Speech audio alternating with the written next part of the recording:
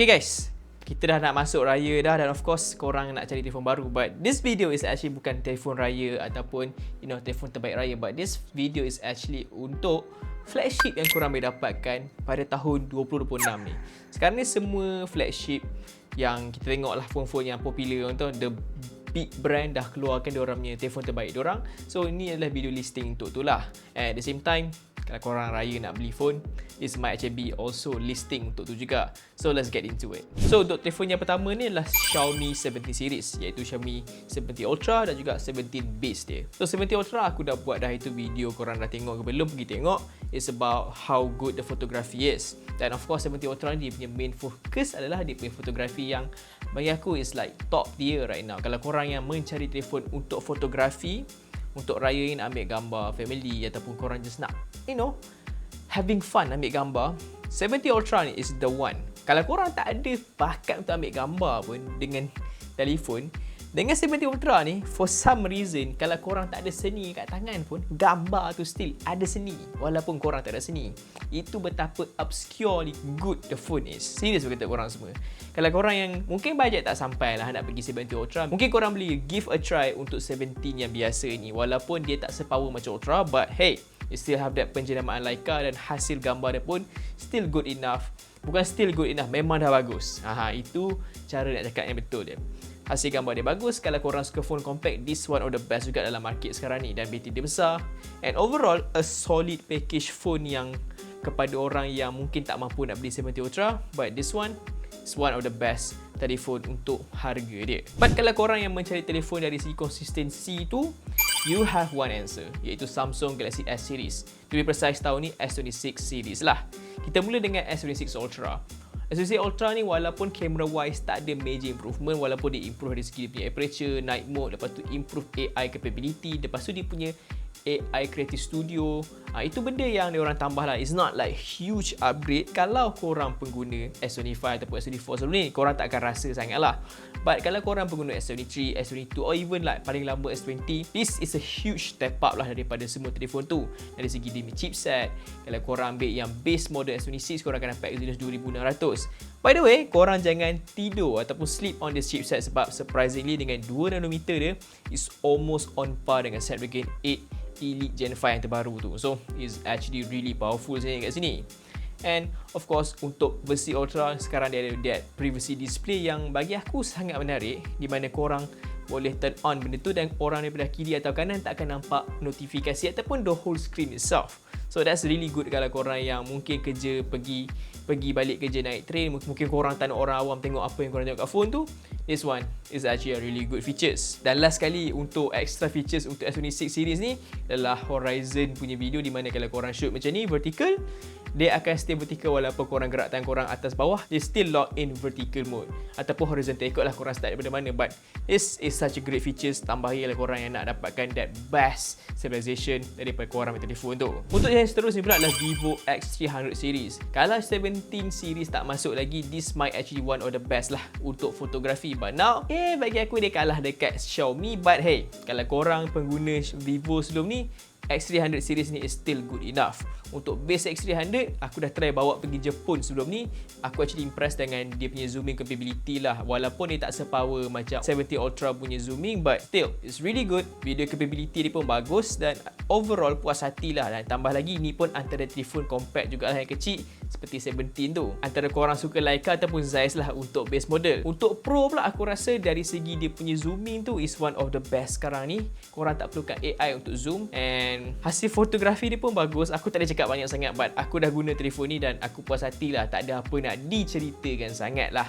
But overall, puas hati dari segi apa yang tawarkan. Cuma kalau kata tanya aku, kenapa aku lebih prefer Xiaomi pada Vivo adalah dari segi OS lah. HyperOS, kalau compare dengan OriginOS yang baru sekarang ni, if you ask me, aku still prefer HyperOS disebabkan dia tak terlampau banyak bloatware dan juga dia punya sistem lagi cantik lah nak dibandingkan dengan OriginOS tu. Tapi itu aku punya personal preference lah. Now, seterusnya pula adalah phone daripada Oppo. Ini actually antara favourite phone aku jugalah yang keluar tahun wow, hujung tahun lepas, wow, technically it is this year punya flagship lah daripada Oppo, iaitu Oppo Find X9 series, iaitu X9 Pro dan juga X9 biasa. Dua-dua phone ni pakai chipset yang sama juga macam Vivo, chipset yang sama kat dua-dua phone. So it's not really like kalau korang tambah Pro korang tak akan dapat performance boost pun, korang lebih dapat kepada camera boost punya capability lah, dia punya kamera lagi power. So untuk X9 Pro ni aku dah bawa pergi Indo hari tu kan, aku puas hati. It is one of the best phone camera juga dari segi dia punya Hasselblad color, and then dia punya video surprisingly is one of the best video lah. Salah satu dia sebab apa? Okay, macam Vivo, Xiaomi, Honor, diorang ada lock, tapi surprisingly bila korang shoot, korang tak boleh kawal focal length dia bila korang shoot lock. Tapi untuk Oppo ni korang boleh kawal focal length daripada ultra wide sampai dia punya zooming 10 times tu, tanpa ada compromise. Itu yang best X9 Pro ni. Kalau korang tak ambil video, korang tak kisah sangat. Tapi macam orang yang ambil video macam aku hari ni kali ni, macam orang yang ambil video macam aku ni, dia bagi aku is a huge upgrade lah kalau nak compare dengan semua telefon Android lain yang tak ada features ni. Aku rasa Samsung ada lah. Itu lah yang Android ada, Samsung dengan Oppo je, which is kinda lame lah kalau kau tanya aku. Kalau korang pergi ke X9 pula, dia lebih kepada fokus flat screen and lebih kecil, and overall a good phone lah. Walaupun aku tak dapat try sendiri X9, but it's still good enough lah untuk ambil gambar, dan Hasselblad collaboration tu still ada kat sini. So it's up to you lah apa yang korang nak Vivo ataupun Oppo. Personally kalau kau tanya aku prefer lah Oppo sebab Hasselblad color dan juga dia punya filter film yang agak menarik tu. Untuk phone yang seterusnya adalah OnePlus 15. OnePlus 15 ikut 16 lah, dan of course OnePlus 15 ni tak ada apa yang menarik sangat kalau nak compare dengan kebanyakan phone dalam list ni. But bagi aku suka dia punya software experience yang sangat-sangat bagus. Chipset Snapdragon 8 Elite Gen 5 really powerful. Lepas tu walaupun dia tak ada Hasselblad, hasil gambar dia tak adalah tak bagus, walaupun dia dah downgrade dia punya main sensor semua kan. But bagi aku it's still good enough. It's a mid phone, but kalau korang yang nak telefon yang konsisten, a really good software, tak ada problematic sangat, OnePlus 15 ni is actually a really good phone sebenarnya. Cuba korang pilih lah, korang nak something yang macam OnePlus ataupun korang nak everything really powerful minus a good software dekat phone China yang lain tu. It's really hard to say lah korang dapat apa daripada OnePlus 15 ni, sebab aku pun tengah nak review benda ni, tak sempat lagi. But daripada experience software dia, aku puas hati lah. I think it looks really good and also very nice lah untuk guna tu. Okay, untuk telefon yang seterusnya adalah telefon yang bagi aku agak underrated lah, iaitu Realme GT8 Pro. Sebab aku ni jarang review phone Realme dekat channel ni, and you know Realme tak pernah bagi aku phone pun. So apa yang best pasal Realme GT8 Pro ni, dia punya Ricoh GR camera system. So basically korang akan dapat that Ricoh camera punya looks, color semua dekat telefon ni. And bagi aku tak pernah guna phone ni, but aku tengok daripada hasil gambar dekat online, it looks very interesting. It's not like really gimmicky sangat. Dan aku suka lah semua telefon sekarang dah ada diorang punya collaboration, macam Realme dengan Ricoh, Vivo dengan Zeiss, Oppo dengan Hasselblad, Xiaomi dengan Leica, and lepas tu Huawei dengan Ximage. So it does give like every phone ni diorang punya personal looks. Dia tak ada nampak natural sangat, which is not everyone punya, you know, cup of coffee macam aku tak suka dengan gambar natural. Aku prefer stylized color. So Realme GT ni bagi aku bagi that something yang aku nak lah. Tambah kalau korang suka street photography, this is one of the best phone untuk buat street, sebab dia punya fast shutter dan juga lagi satu dia punya color Ricoh tu sendirilah. But overall spec dia is a flagship phone lah. Everything you get is as flagship, dan harga dia pun harga flagship. Okay, untuk phone yang seterusnya pula adalah phone daripada Honor Magic 8 Pro.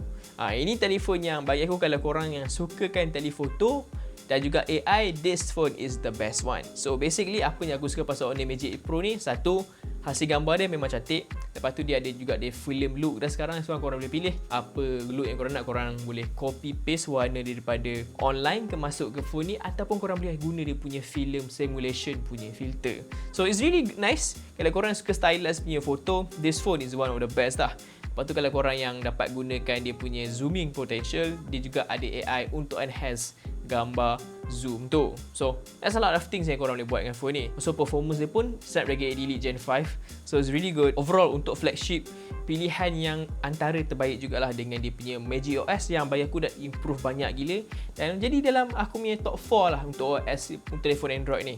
Xiaomi, Oppo, OnePlus, Samsung dan juga Honor Magic OS ni. It's one of the best bagi aku lah kat sini. And of course dia punya software update pun sekarang dah improve banyak. Tak silap aku diorang bagi 5 ke 6 tahun macam tu untuk software update dia. Korang boleh check kat paparan untuk confirmation sebab aku sendiri tak ingat.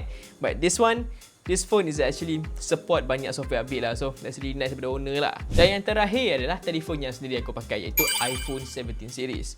Korang ada iPhone 17 Pro, Pro Max dan juga base 17 dan juga iPhone 17 Air. Kita skip lah 17 Air. Aku rasa kalau korang minat lah. But personally aku rasa 3 ni adalah dia punya top 3 yang flagship Apple lah. Bagi aku kalau Pro dengan Pro Max, it's up to you lah korang prefer phone yang lagi kecil macam aku ni, Pro biasa ataupun lagi besar 17 Pro Max. Personally, kalau korang yang nak beli Pro ni, pastikan korang ada niat yang tertentu lah kenapa korang pakai Pro. Sebab 17 base sekarang is the best iPhone yang korang boleh dapatkan sekarang ni. Korang sekarang dah dapat that fast charging daripada Pro series. Lepas tu korang juga akan dapat 120Hz Pro Motion, which is insane. Lepas tu kamera pun 48MP, ultra wide dengan main camera, and also software update yang bagus, and everything is good enough untuk 70 series. Personally, kalau aku yang memang tak shoot social media, aku akan beli 17 biasa sebab dia dah cukup bagus lah kat sini.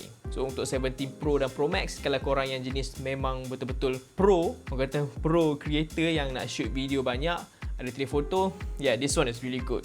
Korang dapat Apple Lock 2, lepas tu korang juga dapat ProRes RAW kalau korang nak shoot ProRes RAW lah, sebab it's not really something yang aku suggest untuk orang shoot sebab file size dia yang sangat besar, dan lagi satu, dia tak ada stabilization. So that's something yang tak best, but that's something yang korang boleh consider lah. Sebab bila bercakap pasal phone Pro, this one is actually really pro lah dari segi tawaran features dia. Itulah, ikutlah korang nak pilih mana. Kalau katanya aku, 70 dia biasa dah cukup lah untuk orang awam. Tapi kalau orang yang boleh go further, 70 Pro is really good lah kat sini. So itu senarai flagship yang korang boleh dapatkan tahun 2026 ni. Aku tak nak cerita spek, aku nak cerita personal opinion aku pasal telefon tu sendiri.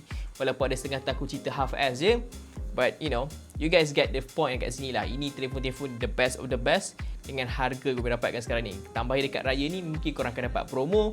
So, go check it out sekarang. Takut nanti bila dah dekat raya, barang tak sampai kan pisang kan. So, kalau korang beli pakai aku punya link ataupun korang aku punya affiliate kat bawah tu, korang akan dapat percentage discount kupon dan korang boleh stack dengan banyak lagi Shopee punya discount. So, lagi banyak discount korang dapat, lagi murah telefon korang nak beli tu. So, itu saja aku. So, itu saja daripada aku, Imran. Assalamualaikum.